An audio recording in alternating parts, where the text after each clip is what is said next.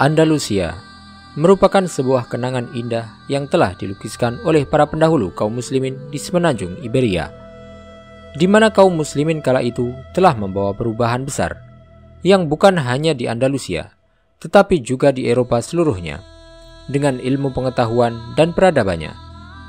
Kemenangan demi kemenangan yang diraih oleh kaum muslimin telah membawa kesejahteraan bagi seluruh rakyat yang didudukinya. Keadilan pun merata, serta ilmu pengetahuan telah menyebar di seluruh penjuru Iberia. Namun masa keemasan tersebut menemui akhirnya, ketika Andalusia berubah menjadi negeri-negeri Tawaif yang terpecah dalam kepemimpinan tiap amir wilayah, ditambah dengan provokasi yang tidak henti-hentinya dari para raja salibis untuk mengadu domba pemimpin tiap wilayah. Hingga akhirnya para raja Tawaif itu pun meminta bantuan kepada dinasti Murabitun di Maroko untuk menghadapi musuh bersama mereka, kaum salibis.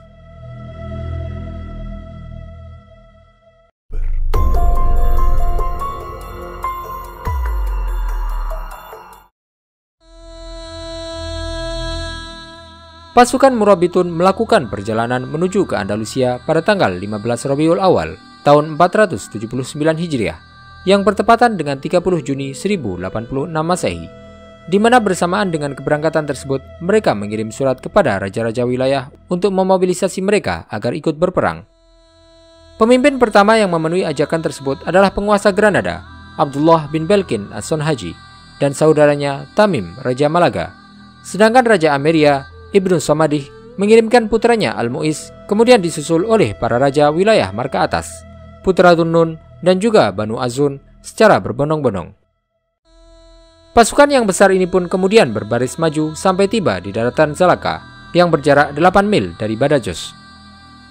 Pada waktu itu, Raja Alfonso sedang sibuk mengepung Saragossa, dan ketika dia mendengar kedatangan pasukan Murabitun, para singa Sahara, dia pun segera meninggalkan perkampungan dan kembali ke Toledo.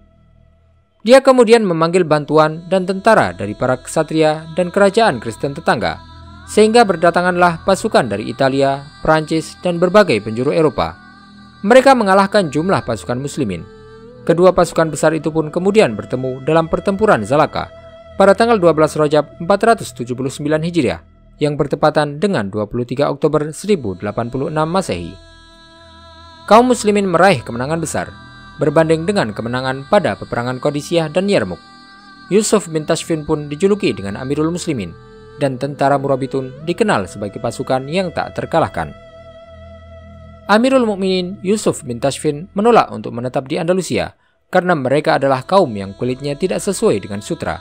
Sebelum kembali ke Maroko, dia mengumpulkan raja-raja wilayah dan menasihati mereka agar bersatu dan berdamai serta menjadi satu kesatuan yang utuh.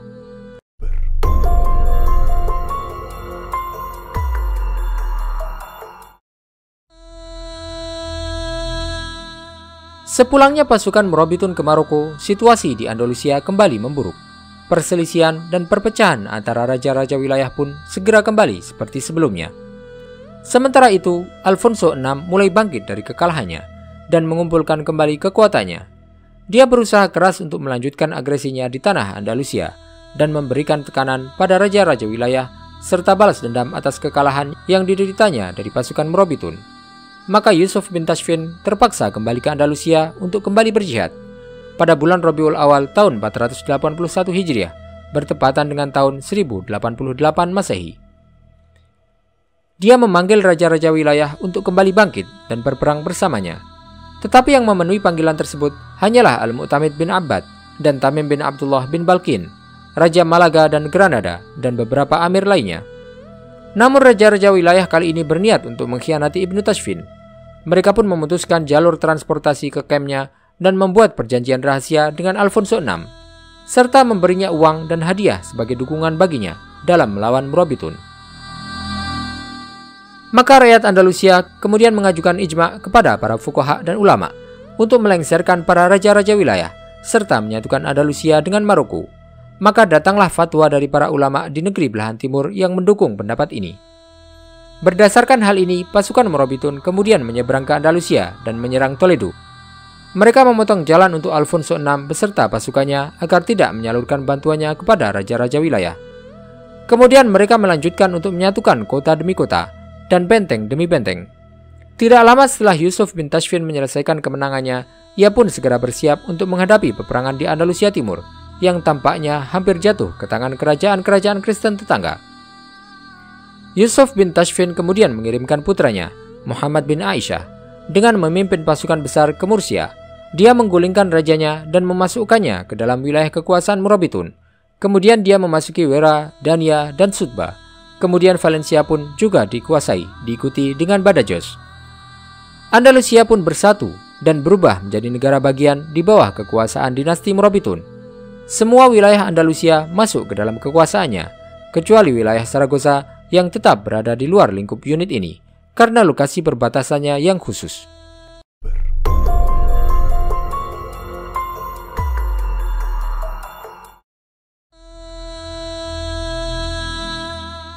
Yusuf bin Tashfin meninggal pada 1 Muharram 500 Hijriah, bertepatan dengan tahun 1106 Masehi.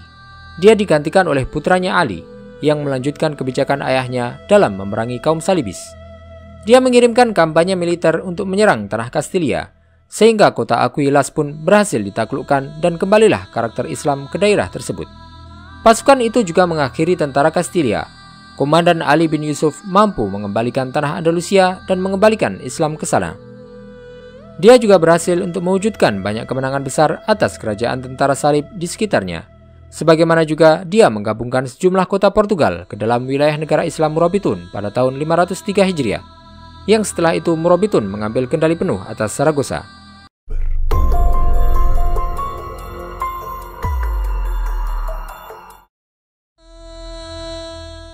Dinasti Murabitun adalah benteng Islam yang tak tertembus dalam melawan pasukan salib.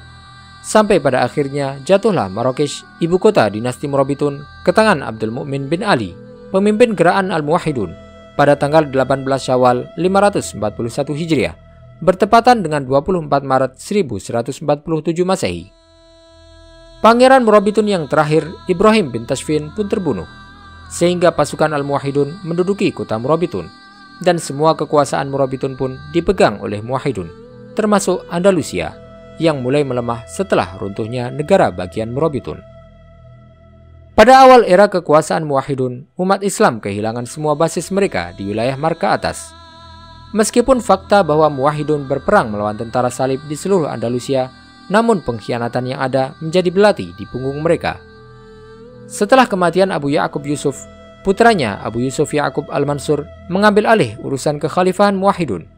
Dia pun kemudian membuat perjanjian damai dengan Alfonso VIII agar bisa fokus dalam memerangi kerajaan Portugal sebagai pembalasan atas kekalahan ayahnya dan pembunuhannya di tangan pasukan Portugis. Setelah dia berhasil merebut kembali beberapa benteng, ia pun kemudian kembali ke Maroko. Alfonso VIII memanfaatkan kesempatan ini dan mengkhianati kesepakatan, serta menyerang tanah Andalusia, hingga dia sampai ke wilayah selatan dan pasukannya pun menghancurkan segala yang mereka hadapi di jalan mereka tanpa henti dan tanpa ampun. Setelah Khalifah Muwahhidun mengetahui yang terjadi di Andalusia, dia segera menyeberang ke sana dengan memimpin pasukan besar yang berjumlah lebih dari 100.000 pasukan. Pasukan itu pun bertemu dengan pasukan Kastilia dalam sebuah peperangan sengit. Pasukan Muwahhidun berhasil mengalahkan mereka dalam kekalahan yang parah, yang menjadikan mereka kehilangan sekitar 30.000 orang tewas, menghilangkan kekuatan sipil mereka dan memasukkan mereka ke dalam depresi militer yang berlangsung selama beberapa tahun.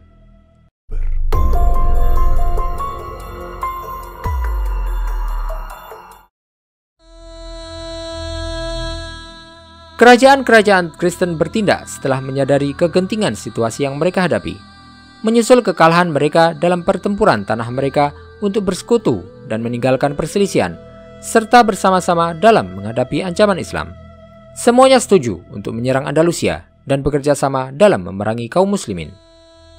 Paus Innocent III memberkati langkah tersebut dan mendukung perang salib di Iberia.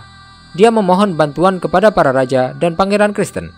Maka berdatanganlah para relawan dan kesatria dari asosiasi keagamaan berbondong-bondong dari seluruh kota Spanyol dan Prancis, dipimpin oleh para pendeta, dan mereka mengenakan lencana salib.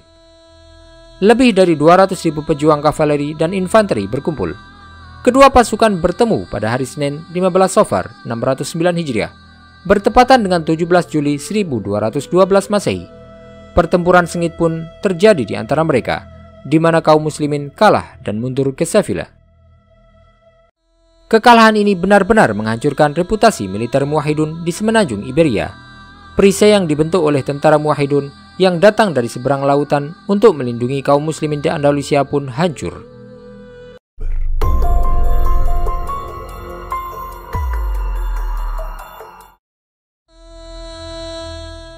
Dengan wafatnya Muhammad An-Nasir, dinasti Muwahhidun mulai runtuh di Maroko, diikuti dengan keruntuhannya di Andalusia. Dia digantikan oleh para khalifah lemah yang tidak mampu menghadapi peristiwa serius pada saat itu. Setelah kematian Muhammad An-Nasir, kekuasaan di Andalusia dibagikan kepada 3 saudaranya. Yang pertama adalah Abdullah di Valencia, Dania, Satifa, dan Murcia. Kemudian Abul Hasan di Granada, dan Abu Ala Idris di Cordoba.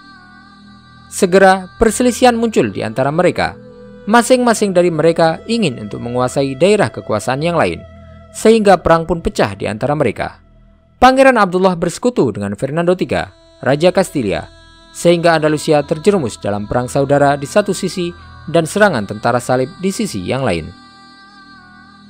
Andalusia kembali terpotong-potong menjadi wilayah-wilayah yang saling bermusuhan antara raja-raja muslim. Amir Granada Muhammad bin Ahmar menguasai bagian selatan Andalusia.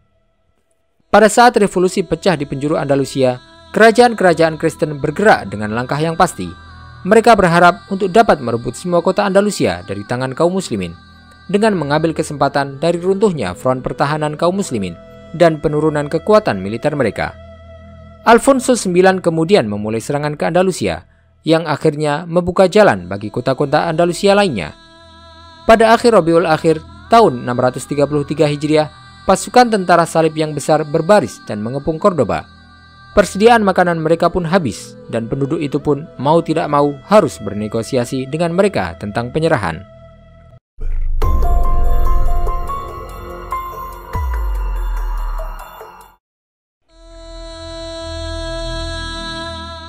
Tentara salib memasuki kota tersebut pada tanggal 22 Syawal 633 Hijriah, dan kejatuhannya diikuti dengan penaklukan sebagian besar kota dan bentengnya. Setelah sebelumnya umat Islam memerintah selama 525 tahun, dan juga selama periode antara 614 Hijriah dan 648 Hijriah. Semua kota dan pos terdepan di Andalusia Barat semuanya telah jatuh ke tangan Portugis. Dengan demikian, kekuasaan umat Islam di tanah Portugis pun akhirnya berakhir.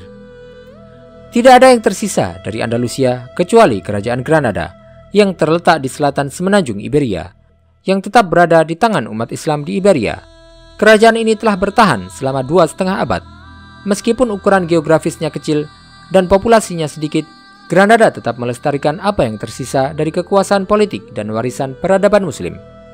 Ketahanannya tersebut disebabkan oleh beberapa faktor. Yang paling penting adalah jaraknya yang jauh dari kerajaan Salibis dan kedekatannya dengan Maroko yang menjadikannya lebih mudah untuk meminta bantuan dan pertolongan militer saat dibutuhkan.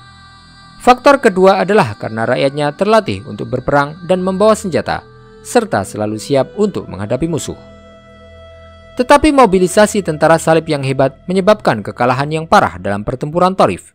Dan kekalahan itu merupakan pertanda akan berakhirnya konflik yang menjadi penentu nasib Andalusia.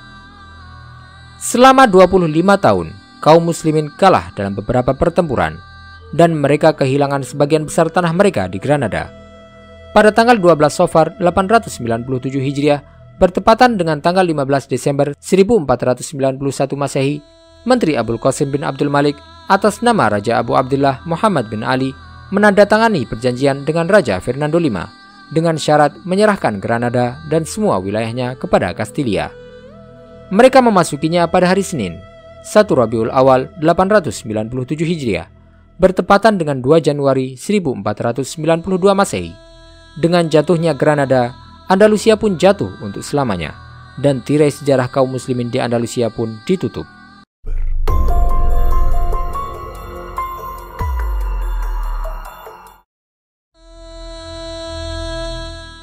Para tentara salib di barat belajar dari kesalahan panjangnya, bahwa sebab kelemahan mereka adalah perpecahan besar dan persaingan panjang di antara mereka.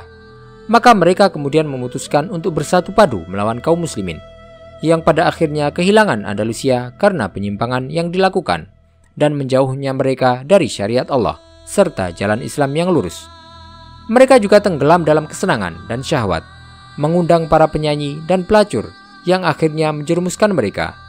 Mereka lebih memilih untuk membangun istana daripada membangun benteng.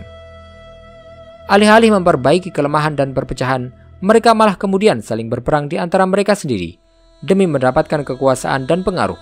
Mereka bahkan rela untuk bersekutu dengan tentara salib dan majusi, yang kemudian memberikan pasukan ke mereka dengan senjata dan peralatan, dan memperdalam luka mereka, serta memicu perselisihan atas sesama mereka.